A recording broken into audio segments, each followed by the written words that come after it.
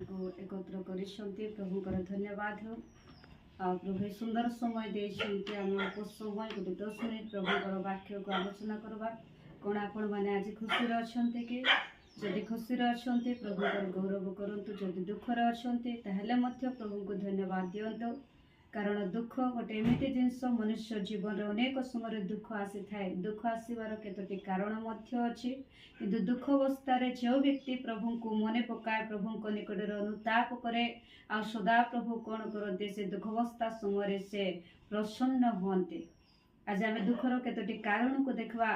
दिने जेते बेले मनुष्य आउ इज्राएल मध्य राजा हेवापाई जेते बेले से यज्ञ हेले आउ से राजा होते 12 वर्ष मध्य प्रभुंकर वाक्य प्रकाश करे।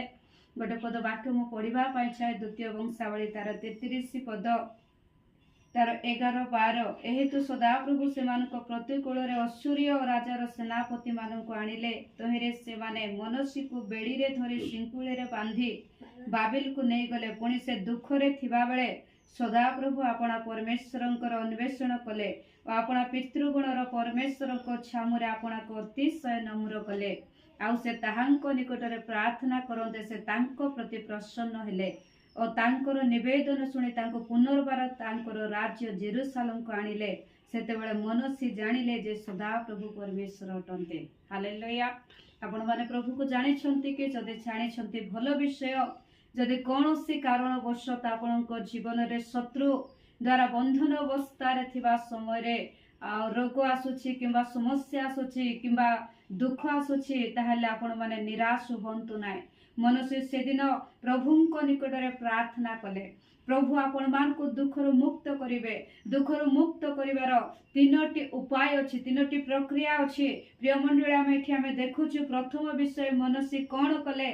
से दुखर थिबा बेले निजर दुख को से अन्य को प्रकाश करि नांते। बेले बेले हमर परिवार हमर जीवन रे जते बेले दुख घटुछे, समस्या आसुछे, आमे चिंता करू आमे अन्य को केते बेले से विषय आमे कहिबा। किंतु आम मान को जीवन रे जते बेले दुख आसुछे आमे प्रथमे लोकन को न कहि प्रथमे सर्वप्रथमे ताहा आमे प्रभु को जणाइबा दरकार, परमेश्वर को जणाइबा दरकार। जते बेले आमे परमेश्वर को जणाइबा प्रभु हमर प्रार्थना सुनिबे। कारण लेखा जाए आउ से दुख को आनंद रे परिणत करिबा परमेश्वर अटंते। जदि आपण मान जीवन किछि दुख अछि आज अच्छे कि गत वर्ष सारा है दुख अच्छे, कौन सी रोग द्वारा समस्या द्वारा जदि आपण परिवार रे स्त्री द्वारा कि पुरुष द्वारा पुओ झील द्वारा अनेक दुख को जंत्रणा को कष्ट भोगुंटे कि शैतान अनेक प्रकार बंधन आनी जहाद्वारा कि आपण माने